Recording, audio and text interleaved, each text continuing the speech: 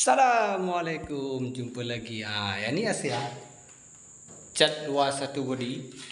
Korang tengoklah hasil dia. Macam biasa, kalau korang nak cat kereta, korang komen je kat bawah. Korang tanya bengkel kat mana.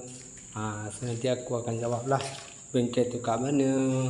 Yang ni cat luar satu body. Tadi baru siap spray.